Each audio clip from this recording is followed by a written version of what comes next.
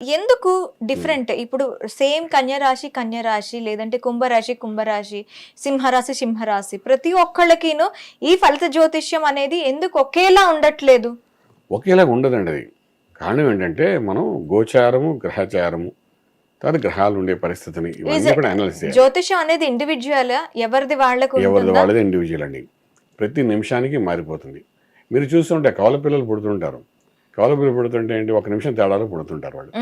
మొదట పుట్టిన వాడికి రెండో పుట్టిన వాడికి చాలా నక్కకి నాకులంత తేడా ఉంటుంది. అంటే వాళ్ళ యొక్క లైఫ్ స్టైల్ కూడా ఒకేలా ఉండరు ఇద్దరు. ఎందుకు ఉంటారు అంటే 60th పార్ట్ చూస్తాను. D60 అని ఒక చార్ట్ ఉంటుంది ఇందులో. అంటే అనాలిసిస్లోకి వెళ్తాను. D1 D2 అలాగే D60 అంటే 60వ భాగము రాశి చక్రానికి 60వ భాగాన్ని చూస్తే 60వ భాగంలో మనకేంటంటే ఆ రెండో కవల పిల్లడి యొక్క జాతకం అంతా కనబడుతుంది అనమాట. అక్కడికి వెళ్ళేసరికి లగ్నాలు మారిపోతాయి, రాసులు మారిపోతాయి, అక్కడ గ్రహ స్థితిగతులు మారిపోతుంటాయి. సో దాన్ని బేస్ చేసుకుని ఆ 2 నిమిషాల తర్వాత పుట్టిన వాడి యొక్క జాతకం పూర్తిగా మారిపోతుంది. సో మీకు అనుకుంటాం ఇద్దరు ఒకే 2-3 నిమిషాల తేడాలో పుట్టారు కదా, ఒకే తల్లి గర్భంలో పుట్టారు కదా, చక్కగా ఇద్దరు ఒకేలాగా ఉండాలి కదా, చూడడానికి ఒకలాగా కనబడుతున్నారు అంటే ఫీచర్స్ ఇద్దరు డిఫరెన్స్గా ఉంటాయి. అంటే ఈ D1 D2 D3 చార్ట్స్ ఏంటి గురుజీ? D1 అంటే లగ్నం చార్ట్, D2 అంటే మీ యొక్క కుటుంబ స్థానం గురించి చెప్తున్నాడు, D3 అంటే మీ విక్రమం, అన్నదమ్ములు, అక్క చెల్లెల వాళ్ళ గురించి D3 చార్ట్లో చూపిస్తాడు. D4 చార్ట్లో అంటే మీ అమ్మగారి గురించి చెప్తుంది, మీ ఆస్తిపాస్తుల గురించి చెప్తుంది, పూర్వాశ్రమంలో సంపాదించిన ఆస్తి ఏమైనా ఉంటే వస్తుందో చెప్తుంది. అలాగే మీరు చదువు ఎలా చదువుకుంటారు, బేసిక్ ఎడ్యుకేషన్ ఎలా చేస్తారో చెప్తుంది D4.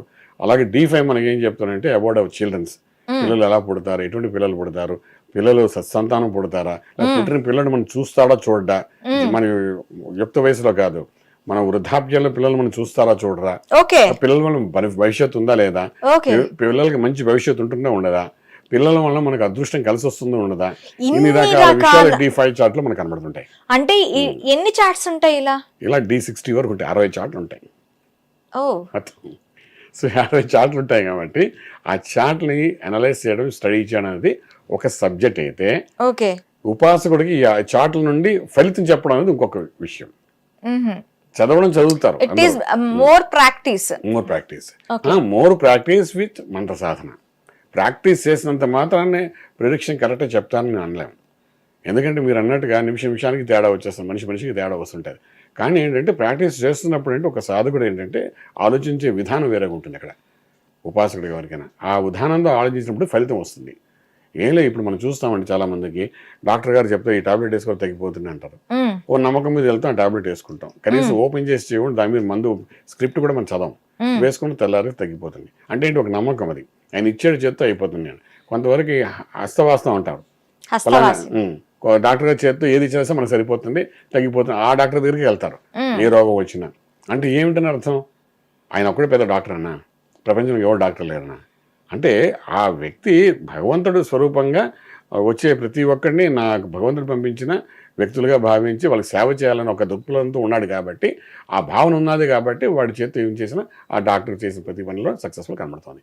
అలాగే ఏంటంటే ఆస్ట్రాలజర్స్ కూడా, జ్యోతిష్యులు చెప్పేవాళ్ళు కూడా, నా దగ్గరకు వచ్చే వ్యక్తికి ఒక మంచి జరగాలని ఒక భావంతో ఒక ఉపాసనా మంత్ర సాధన చేసుకుంటూ ఉంటే కొంత ఫలితం ఉండే, వాళ్ళు ఏం చెప్తే జరిగేటట్టుగా అవకాశాలు ఉంటాయి.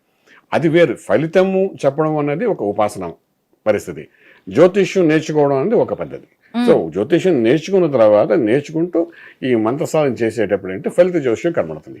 ఇది చేయనప్పుడు ఏంటంటే జ్యోతిష్యం నేర్చుకుంటారు, అవే క్యాలిక్యులేషన్ చెప్తుంటారు, ఇలా జరగచ్చేమో, ఈ కాంబినేషన్ జరగచ్చేమో అని అంటే అది జరుగుతుందని ఖచ్చితంగా చెప్పలేరు వాళ్ళు. ఈ కాంబినేషన్ జరుగుతుందని పుస్తకంలో చదివాడు కాబట్టి అది మనకు చెప్తాడు. ఫర్ ఎగ్జాంపుల్ MBBS చదువుతున్న స్టూడెంట్ అనుకోండి, పుస్తకంలో అన్నీ చదివేస్తాడు, ప్రాక్టికల్గా వాడు నాలెడ్జ్ లేదనుకోండి, చదివినట్టే చేయాలన్నా కూడా వాడికి ఆ నాలెడ్జ్ లేనప్పుడు ఏంటంటే ప్రాక్టికల్ నాలెడ్జ్ సాధన లేకపోతే వాడు గుడ్ ఆపరేటర్ అవడం. అందుకని ఈ ఫలిత జ్యోతిష్యం మీద ఇన్ని డౌట్స్ వస్తున్నాయి అంటారు మీరు. అంతేనండి.